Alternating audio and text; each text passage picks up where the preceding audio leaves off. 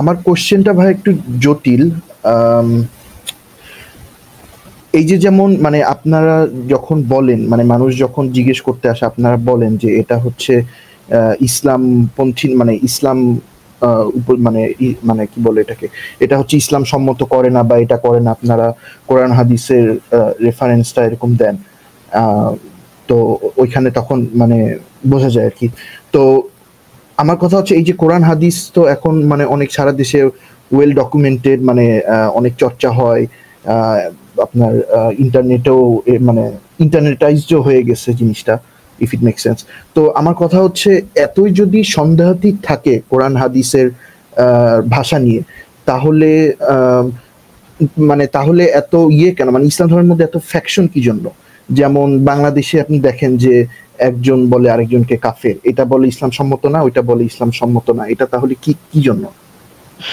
কারণ হচ্ছে কোরআন হাদিসের ভিতরে অনেক কন্ট্রাডিক্টরি কথাবার্তা আছে। কোরআনের ভিতরে এক জায়গায় এক কথা বলা আছে আর আবার আরেক জায়গায় আরেক কথা বলা আছে। হ্যাঁ, আসলে 23 বছর ধরে তো এই কোরআনটা তো মোহাম্মদের উপর নাকি 23 বছর ধরে নাজিল হয়েছিল। এখন মোহাম্মদের তো এত 23 বছরে তো ভাই মানুষের মনেও থাকে না যে আগে 23 বছর আগে আমি কি কইছিলাম, এটা তো আমারই ভাই মনে থাকবে না, তাই না? আমি 23 বছর আগে কার সাথে কি কথা বলছিলাম সেটা তো আমিই বলতে পারবো না। মোহাম্মদের তো নিশ্চয়ই মনে থাকতো না, এই কারণে সে নানা জায়গায় নানা ধরনের কথাবার্তা বলছে। এক জায়গায় বলছে এক কথা, আরেক জায়গায় বলছে আরেক কথা।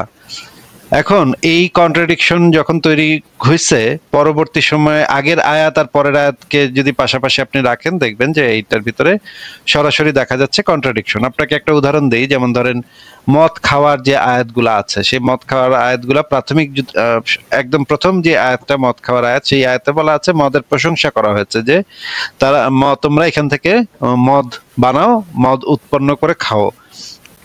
পরে বলা হইলো মদের ভিতরে ভালো আছে, মদের ভিতরে মন্দ আছে, উপকারিতাও আছে, অপকারিতাও আছে।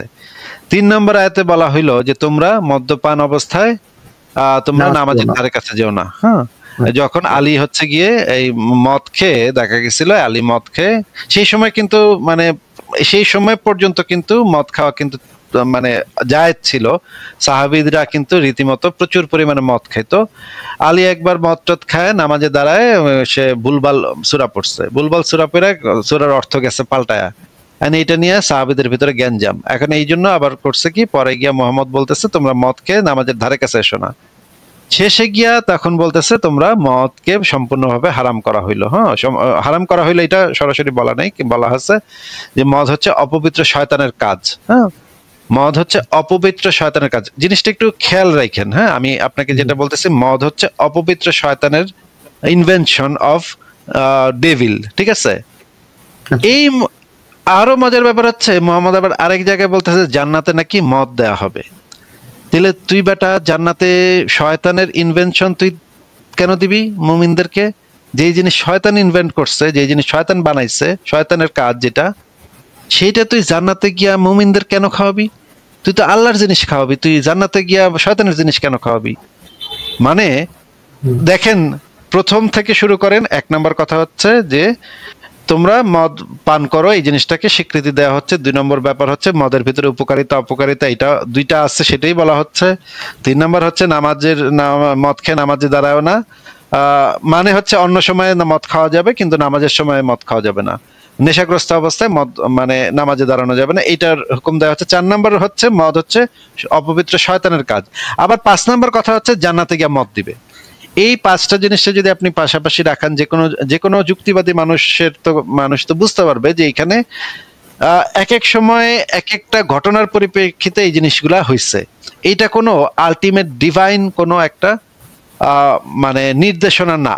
আলটিমেট ডিভাইন কোনো নির্দেশনা হইলে ডিভাইন নির্দেশনাটা একটা নির্দিষ্ট থাকতো, কিন্তু এখানে দেখা যাচ্ছে একটু পরে পরে জিনিসটা চেঞ্জ হয়ে যাচ্ছে, জিনিসটার ভিতরে নানা পরিবর্তন হয়ে যাচ্ছে। আমাদের সাথে ফারাজ ভাই চলে আসছে। ফারাজ ভাই, কি অবস্থা? এই তো আসিফ ভাই, শোনা যাচ্ছে আমাকে? হ্যাঁ, শোনা যাচ্ছে ভাই। আমি এই যে মদের বিষয়টা নিয়ে আলোচনা করছিলাম, আপনার কি এই বিষয়ে কিছু বলার আছে ফারাজ ভাই? ওয়েল, একটা জিনিস বলা যায় আসিফ ভাই, জাস্ট বিকজ আপনি বলতেছেন যে ডিভাইন নলেজ হলো এটা চেঞ্জ হইতো না, আপনি কি বলতে চাচ্ছেন জাস্ট বিকজ আল্লাহ হচ্ছে অমনিশিয়েন্ট এই জন্য আল্লাহ তার মানে ডিসিশন চেঞ্জ করতে পারবে না, এরকম কিছু বলতে চাচ্ছেন আসিফ ভাই? অবশ্যই আমি এটাই বলতে চাচ্ছি, ডিভাইন কোনো একটা অথরিটি থেকে যদি কোনো একটা নির্দেশনা আসে সেটা তো এত পরিবর্তন হইতে পারে না। ওকে ওকে, ঠিক আছে শিওর। যদি জিনিসটা ডিভাইন হয় এবং তার কাছে যদি আলটিমেটলি সমস্ত জ্ঞান থাকে, একটা মানে সত্তার কাছে যদি সমস্ত জ্ঞান থাকে, সেই জ্ঞানটার তো এক এক সময় এক এক পরিপ্রেক্ষিতে তো সে এক একটা জিনিস আসতে পারে না, জিনিসটা তো পরিবর্তন হইতে পারে না। যখনই পরিবর্তন হবে তখনই বোঝা যাবে তার ওই ডিভাইন জ্ঞানটা ছিল না, ডিভাইন জ্ঞানটার অভাব আছে। যেমন ধরেন যে ইদ্দতের যে বিধানটা, ইদ্দতের যদি বিধানটা আমরা অ্যানালাইসিস করি, দেখা যায় প্রথমে 1 বছর পর্যন্ত ইদ্দতের বিধানটা ছিল, প্রথমে 1 বছর, পরে সেটাকে 4 মাস করা হইলো, এরপরে আবারও 3 মাস করা হইলো। মানে 1 বছর যখন করা হইলো তখন কিছু মহিলা এসে মুহাম্মদের কাছে বলল যে হে নবী, আমরা তো 1 বছর ধরে মানে আলাদা থাকতে, 1 বছর পর্যন্ত আমরা বিয়ে করতে পারবো না, এটা কেমন কথা? তাহলে আমরা 1 বছর তো আমাদের অনেক কষ্ট হবে। তখন নবী বলল আচ্ছা হ্যাঁ, তোমাদের তো অনেক কষ্ট হবে না, আচ্ছা দাঁড়াও আমি আল্লাহর কাছ থেকে আয়াত আনতেছি। তারপরে 4 মাসেরটা করা হইলো, এরপরে আবার 4 মাসও হইতেছে না, তখন 4 মাসেও কাজ হইতেছে না, তখন সেটাকে 3 মাস করা হইলো। তাহলে দেখা যাচ্ছে যে মানে আমরা যেভাবে আইনগুলা প্রণয়ন করি, যেমন ধরেন একটা আইন সংবিধানের ভিতরে অন্তর্ভুক্ত করলাম, তখন সমাজে ইমপ্লিমেন্ট করার পর দেখা গেল কিছু কিছু প্রবলেম হচ্ছে এই আইনটা করায়, বিভিন্ন জায়গা থেকে বিভিন্ন প্রবলেম ক্রিয়েট হচ্ছে, তখন আমরা আইনটাকে কিছুটা সংশোধন করি, টিউন করি, আইনটাকে টিউন করে করে আমরা একটা সময় একটা জায়গাতে আনি যে এখানে দেখা যায় আইনটা এখন ভালো, মোটামুটি ভালো, আর কোনো সমস্যা দেখা দিচ্ছে না, তখন আমরা বুঝি যে এই আইনটা এখন ভালো আইন হয়েছে। আল্লাহর আইন তো এইভাবে হইতে পারে না। আল্লাহ তো আগে থেকেই বোঝা উচিত ছিল যে ওই মহিলাদের সমস্যা হবে, 1 বছর তারা স্বামীহীন থাকবে, এটা তো তাদের জন্য সমস্যা, এটা তো আল্লাহর আগে থেকে বোঝার কথা ছিল।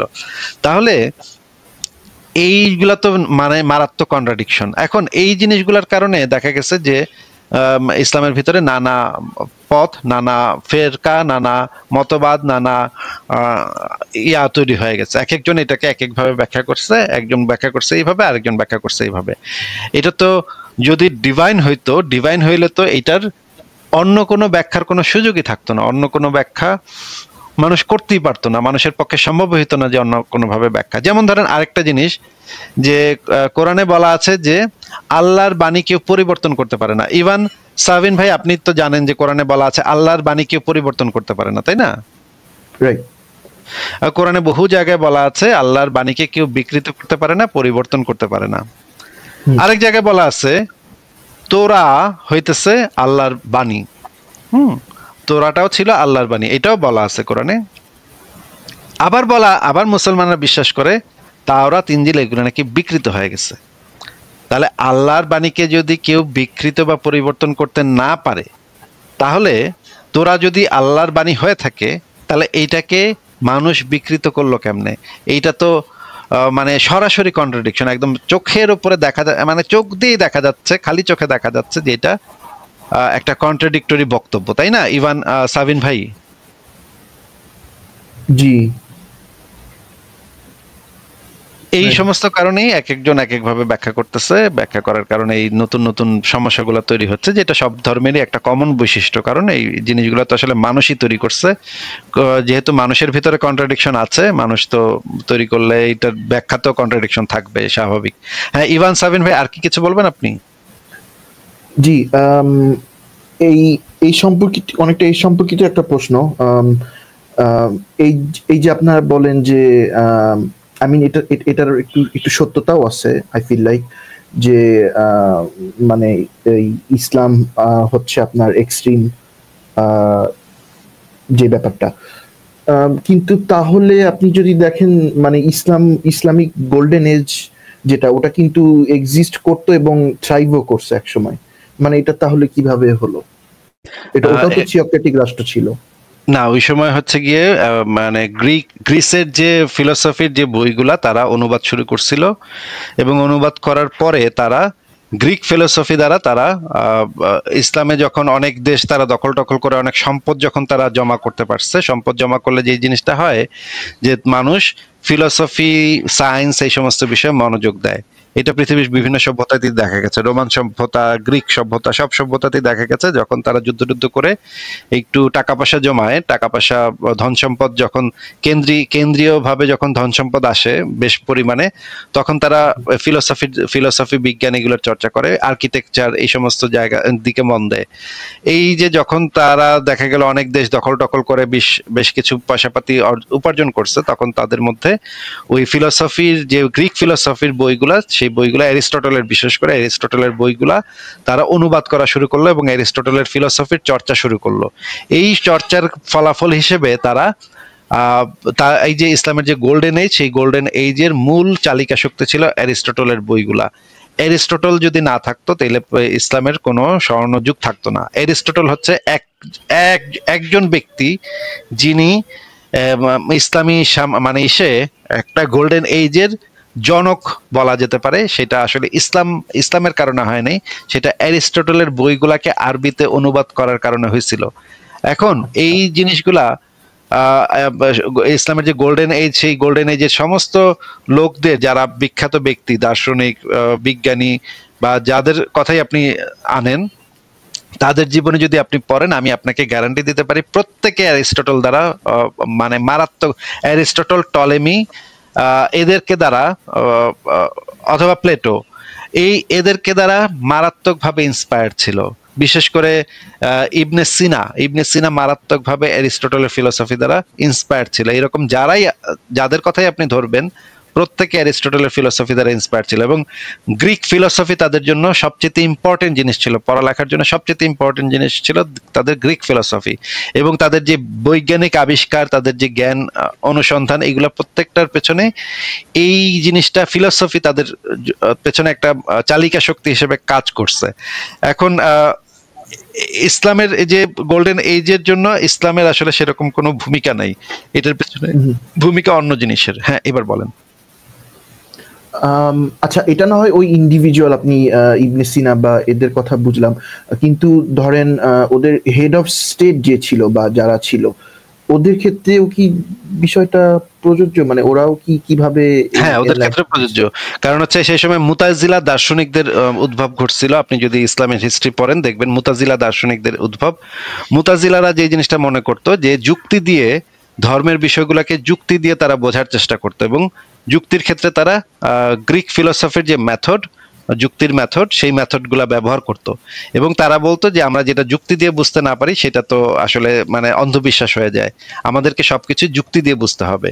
কিন্তু সেই সময় কিছু যে খলিফা ছিল তারা আবার মুতাজিলাদেরকে সমর্থন করছিল। আপনি যদি আহমদ ইবনে হাম্বলের ইতিহাস পড়েন, সেখানে আপনি দেখবেন আহমদ ইবনে হাম্বলকে অত্যাচার করা হয়েছিল, কারণ আহমদ ইবনে হাম্বল ছিল সালাফি মতাদর্শের। সে বলতো যে এই সমস্ত ফিলোসফি টফি বাদ দিয়া আমাদের ওই যে কোরআন হাদিস বেশি পড়তে হবে, কোরআন হাদিসে যেটা লেখা আছে সেটা অন্ধভাবে মানতে হবে, ফিলোসফি টফি দিয়ে কিছু হবে না।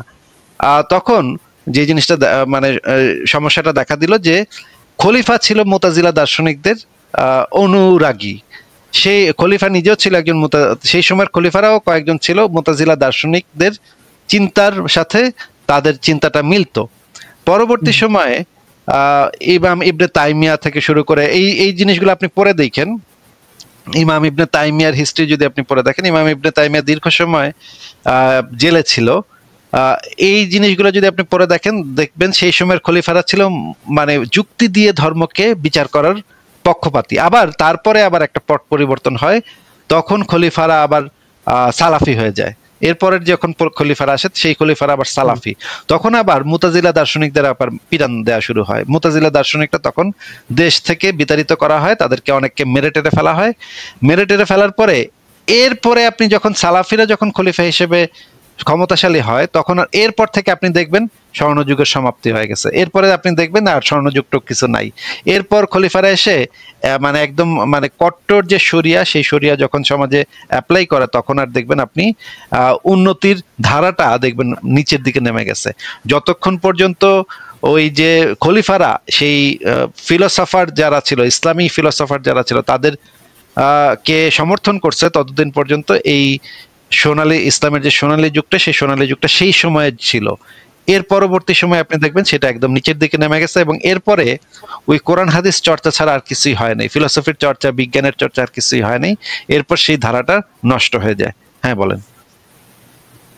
আচ্ছা, তাহলে মানে if I understand you correctly, economic condition আর এই এনলাইটেনমেন্ট কিছুটা মানে একসাথে জড়িত, এম আই রাইট? হ্যাঁ হ্যাঁ, অবশ্যই। এই মানে প্রথম প্রাথমিক যুগে যখন ইকোনমি বুস্ট করছে, যখন অনেক সম্পদ আহরিত হয়েছে, তখন তারা ওই বইগুলাকে অনুবাদ করে তারা একটা নতুন তৈরি হয়েছে, কেন্দ্র তৈরি হয়েছে, জ্ঞান বিজ্ঞানের একটা কেন্দ্র তৈরি হয়েছে, যেটা আগে ছিল গ্রিসে, সেটা আস্তে আস্তে ইসলামী বাগদাদ কেন্দ্রিক হয়ে যায়, বাগদাদে সেই জিনিসটা চলে আসে। এরপরে সেইখান থেকে বিভিন্ন ঘরানার তৈরি হয়, মুতাজিলা দার্শনিকদের ঘরানা তৈরি হয়, এবং অন্যান্য ফিলোসফাররা সেখান থেকে আসা শুরু করে। তখন মোটামুটি খলিফারা এই জিনিসটাকে সাপোর্ট করতো, এই যে জ্ঞান বিজ্ঞানের চর্চাটাকে সাপোর্ট করতো। কিন্তু কিছুদিন পরে দেখা যায় যে একটা পট পরিবর্তন ঘটে, খিলাফতে একটা পট পরিবর্তন ঘটে। সেই সময় দেখা যায় যে যারা ওই ফিলোসফারদের সমর্থন করতো, তারা একটা সময় সেই খলিফারা মানে ক্ষমতা হারানোর পরে পরবর্তীতে যারা খলিফা হয় তারা ছিল আবার কট্টর সালাফিরা যখন ক্ষমতায় আসে, তখন আপনি দেখবেন জ্ঞান বিজ্ঞানের চর্চাটা তখন বন্ধ হয়ে গেছে।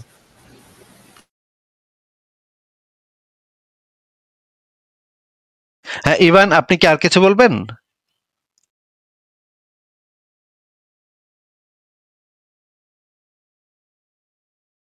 আচ্ছা ফারাজ ভাই, আমি তো ইভান ওনার কথা শুনতে পাচ্ছি না। ইভান, আপনি কি কিছু বলছেন?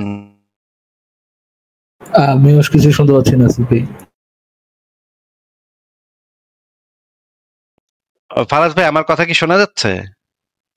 ক্লিয়ার আছে ভাই, একদম ক্লিয়ার। আচ্ছা, ওনার বোধহয় লাইন করছে, তাহলে ওনাকে বিদায় জানাই। আচ্ছা, আমার দু চারটা কোশ্চেন ছিল, করব? হ্যাঁ হ্যাঁ, দ্রুত করে ফেলেন। আচ্ছা আচ্ছা, নবী মোহাম্মদ কি সন্তান জন্মদানে কি অক্ষম ছিলেন উনি? সেটা তো ভাই আমি বলতে পারবো না সন্তান জন্মদানে অক্ষম ছিলেন কিনা, কিন্তু ইসলামে যে জিনিসটা বলা আছে যে খাদিজার গর্ভে তার কয়েকটা সন্তান হয়েছিল। এখন সেই সময় তো পৌত্তলিক যুগ ছিল, সেই সময়টা নাকি মোহাম্মদের মানে ইসলামী বলে যে সেই সময় ছিল জাহিলিয়াতের যুগ। এখন জাহিলিয়াতের যুগে নাকি কত আজে বাজে নিয়ম কানুন ছিল।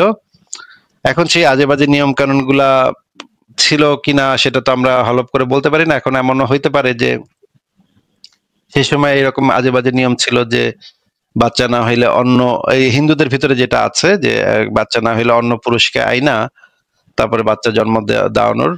এখন খাদিজা সেই কাজটা করছে কিনা, মোহাম্মদের থেকে বাচ্চা হয় না দেখে খাদিজা অন্য পুরুষকে আইনা বাচ্চা জন্মাইছে কিনা সেটা তো ভাই আমরা বলতে পারবো না। কিন্তু ইসলামে যেটা বলা আছে যে জাহিলিয়াতের যুগে নাকি এই ধরনের ঘটনা ঘটতো, যে অন্য বাচ্চা টাচ্চা না হইলে অন্য মানুষকে দিয়ে আইনা বাচ্চা হওয়ানো, এই ধরনের ঘটনা নাকি ঘটতো। এখন এইটা এক জায়গায় বলা আছে, আবার আরেক জায়গায় বলা আছে যে এই যে খাদিজার গর্ভে যে কটা সন্তান হয়েছিল তাদের ভিতরে শিয়ারা বলে শুধুমাত্র ফাতেমা নাকি মোহাম্মদের সন্তান, আরগুলা নাকি মোহাম্মদের সন্তান না। এগুলা কোনো না কোনো ভাবে হইছে। এবং আর সুন্নিরা বলে যে খাদিজার গর্ভে যে কটা সন্তান হয়েছে সেগুলোই ছিল মোহাম্মদের সন্তান, এবং পরবর্তীতে আরেকটা সন্তান হয়েছিল, সেটা হচ্ছে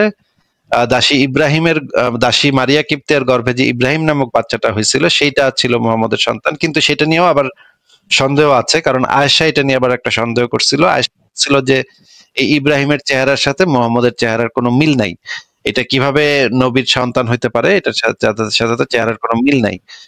তো এই জিনিসগুলা ইসলামে বলা আছে। এখন আমি তো ভাই মানে বলতে পারি না যে এগুলা আসলে কার সন্তান, কেমনে কি ঘটনা কি, সেটা তো ভাই আমার পক্ষে বলা সম্ভব না। হ্যাঁ বলেন।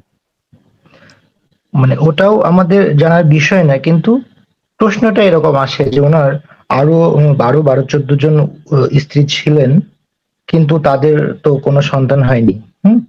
কারণ একজন মানুষ আগের প্রথম স্ত্রীর অনেকগুলো সন্তান হয়েছে, তারপরে আরো 10-12 জন স্ত্রী ওনার ছিলেন, বাট কারো গর্ভেই সন্তান হয়নি, এরকম খুবই কাকতালীয় ব্যাপার না? হ্যাঁ, হয়তো মানে পরবর্তী সময় হয়তো তার মানে হয়েছিল, মানে যে জিনিসটা হয় স্পার্ম কাউন্ট কমে যায়, স্পার্ম কাউন্ট কমে গেলে তখন তো আর বাচ্চা কাচ্চা হয় না। এখন আরেকটা প্রশ্ন আসে, তাহলে মারিয়া কিপ্তের পেটে যেটা হয়েছিল সেটাকে, ওইটাও তো মানে বউদের কারোর হইলো না, দাসীর গিয়ে বাচ্চা হইলো, এটাও বা কেমন কথা? এটা তো মেলে না আসলে জিনিসগুলা। আচ্ছা ভাইয়া, আরেকটা কোশ্চেন করি। হ্যাঁ হ্যাঁ বলেন। আরেকটা হচ্ছে যে আয়েশার যে সতীত্ব নিয়ে প্রশ্ন উঠেছিল, হ্যাঁ, হ্যাঁ তারপরে হচ্ছে তার হাইস পূর্ণ হওয়ার জন্য নবী মোহাম্মদ কিছুদিন ওয়েট করেছিলেন, তাই না? হ্যাঁ, এক মাস অপেক্ষা করে, তখন আল্লাহর আয়াত তখন নামে নাই, 1 মাস পরে আল্লাহর আয়াত নেমেছে আর কি, হায়েজ হওয়ার পরে তখন আয়াত নেমেছে। হ্যাঁ, কিন্তু আমরা তো জানি নবী মোহাম্মদ নিজেই বলেছেন আয়েশাকে মানে বাঞ্জা বলেছেন, তাই না? তাহলে উনি না, যেহেতু আয়েশাকে বাঞ্জা বলে নাই, সাফিয়াকে বাঞ্জা বলেছিল। আমি মনে হয় নিজেই পড়েছি এটা, যে ওই যে খাদিজাকে নিয়ে আর কি ফাতেমার সাথে এই আয়েশার মাঝে মাঝে বিতর্ক ও ঝগড়া হতো, হ্যাঁ। তখন আয়েশা কান্নাকাটি করতেছিলেন, নবী মোহাম্মদ আসছেন, তখন বলছে যে তুমি কেন কাঁদতেছো? বলছে যে আয়েশা কি বলে, না না হ্যাঁ সরি, মানে ফাতেমা আয়েশাকে, না না মা, আমার মাকে নিয়ে অনেক বাজে কথা বলেছে আর কি আয়েশা, হ্যাঁ, মানে ফাতেমা অভিযোগ করেছে নবী মোহাম্মদের কাছে যে আয়েশা আমার মাকে নিয়ে অনেক বাজে কথা বলছে। তখন নবী মোহাম্মদ আয়েশাকে বকাঝকা দিছে, তুমি তো একটা বাঞ্জা, তুমি তো বাচ্চা দিতে পারো না, আর খাদিজা কত মহৎ, এরকম আচ্ছা, টাইপের করেছিলাম। এটা তো আমার এরকম তো মনে পড়ছে না এরকম বাঞ্জা সরাসরি বলেছে। তাহলে আপনি আমাকে হাদিসটা পাঠিয়ে দিয়েন তো, আমার এই মুহূর্তে মনে পড়ছে না এরকম হাদিসের কথা। হাদিসে না ভাই, আমি এটা পড়েছিলাম হচ্ছে আয়াতুল কুলুব নামে একটা বইয়ে। আচ্ছা, তাহলে তো সেই বইটার পিডিএফ আমাকে দয়া করে পাঠিয়ে দিন, আমি একটু চেক করে দেখবো এটা সঠিক কিনা। ভাইয়ের সাথে কি যোগাযোগ করার কোনো সুযোগ আছে? আমি ইমেল করলে হ্যাঁ, মেইল করতে পারেন info@সংশয়.com, এই যে দেখেন info@সংশয়.com, এই অ্যাড্রেসে মেইল করতে হবে। ওকে ভাইয়া, ঠিক আছে। হ্যাঁ, আমি আর তেমন কোনো প্রশ্ন আর এখন নেই। হ্যাঁ, ঠিক আছে তাহলে, ঠিক আছে, ভালো থাকেন।